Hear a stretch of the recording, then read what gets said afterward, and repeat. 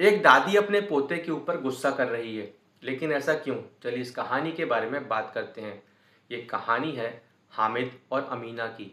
हामिद, जिसके माता पिता का देहांत हो गया था, और हामिद की पूरी जिम्मेदारी थी उसकी बूढ़ी दादी अमीना के कंधों पर। हालांकि ईद का पावन त्योहार आ गया था और हामिद बड़ा उत्सुक था कि वो ईदगाह जाएगा और वहाँ लगने वाले मेले में अपने दोस्तों के साथ मिठाइयाँ या झूले झूलेगा। और इसके लिए अमीना ने उसको 3 पैसे भी दिए और हामिद उन 3 पैसों को लेकर अपनी मित्र मंडली के साथ निकल गया ईदगाह की ओर। ईदगाह में वो गया, उस मेले में भी वो शामिल हुआ।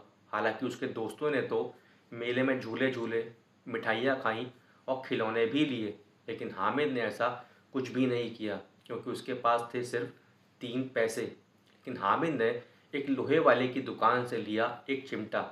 आप जानते हैं इसने चिमटा क्यों लिया? क्योंकि हामिद को याद आया कि उसकी दादियाँ जब रोटियाँ बनाती हैं तब उनके हाथ जल जाते हैं। इसी सोच में उसने इन 3 पैसों का इस्तेमाल किया और अपनी बूढ़ी दादी के लिए ले लिया चिमटा। उसे लगा उसकी दादी ये देखकर खुश हो जाएंगी।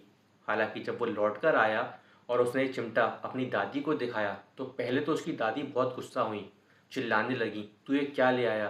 लेकिन बाद में हामिद ने अपनी दादी को बताया कि मुझे याद आया कि आपके हाथ जल जाते हैं रोटियों से, और इसीलिए मैं आपके लिए ये 3 पैसों चिमटा लेके आया हूँ। ये बात जब अमीना ने सुनी तो उसकी आंख से आंसू आने लगे।